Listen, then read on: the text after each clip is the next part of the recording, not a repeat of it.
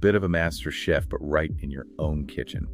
Well, today we're diving deep into what might just be a foundational ingredient, maybe even a secret weapon, amulkoa, or Mawa, as it's often called. For anyone new to it, it's basically these concentrated milk solids, super important for Indian desserts. And what our sources are showing is how, well, surprisingly easy it is to get hold of now for home chefs, especially, it seems, in places like Kothrid in Pune. Yeah, and what's really fascinating, I think, is how this one single high-quality ingredient isn't just, part of the recipe. It's framed almost as the launch pad, the starting point for really getting good at this stuff, for culinary mastery. So our mission today really is to explore what makes this amulkoa stand out. Why is it so key for desserts? And like you said, where people can actually find it locally based on what we've seen. Plus, maybe touch on the more sophisticated, creative things it lets you do.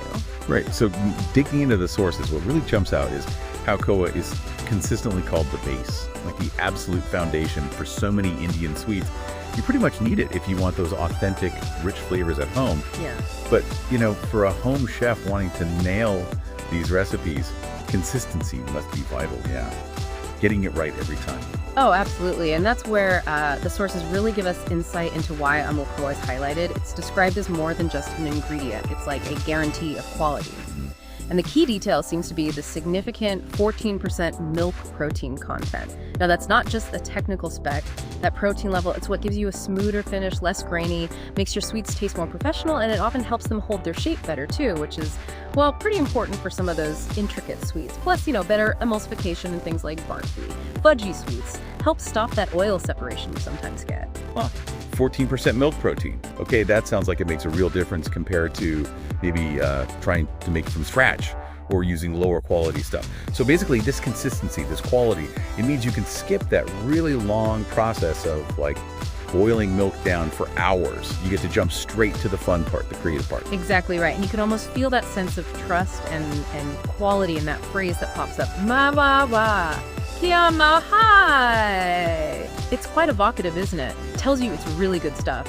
It's clear this isn't just about convenience. There's this strong feeling that it's every mother's first choice, amulkoa. That carries weight. Okay, that quality promise sounds fantastic. But sometimes the best ingredients are, well, tricky to actually find. What did the sources mention about availability? Can you actually get your hands on this easily? Yeah, that's crucial, isn't it? And this is where it gets even better for people cooking at home. What's really striking is how accessible this key ingredient has become. The sources specifically point out New Pragati Supermarket. It's near Domino's Pizza on DP Road, Kothrid in Pune.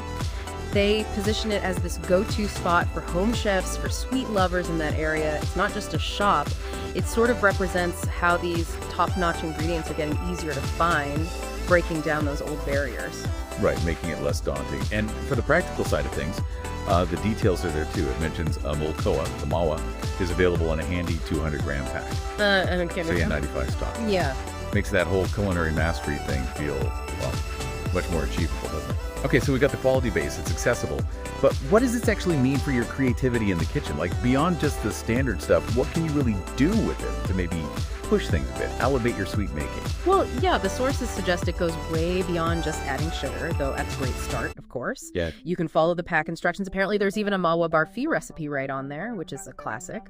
But think of this koa, this consistent high-protein koa, as a kind of versatile canvas. Its binding properties could be amazing for, say, layered desserts, maybe even something savory, a creamy base for an unusual starter, or picture like smooth saffron-infused truffles, or using it for texture in a modern deconstructed dessert. And its texture, that pliability and mouthfeel, that's really key for sweets like gulab jamun or kala jamun, where you need that specific delicate softness. So it's like having that reliable foundation frees you up to actually experiment and innovate more. Yeah. So your family will end up saying, Mawa wa kia mawa hai. Because, yeah, like the sources keep saying, the best results really do come from using the best quality stuff. Takes homemade up a notch. To almost gourmet, maybe? Exactly. I think the core takeaway here is pretty clear.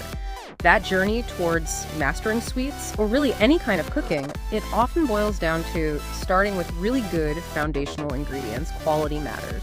And then having the confidence, the daring to play around with them. It's that mix of reliability and your own creative spark. Which does raise an interesting question, doesn't it? Thinking beyond just Indian sweets, what other simple core ingredients might be sitting in your pantry right now The ones that could be your secret weapon for mastering new dishes, for delighting friends and family. What could you create next if you started with that really solid, high-quality base? Food for thought, definitely. Maybe check out your local market, perhaps even New Pragati supermarket if you're nearby, and start that culinary journey today.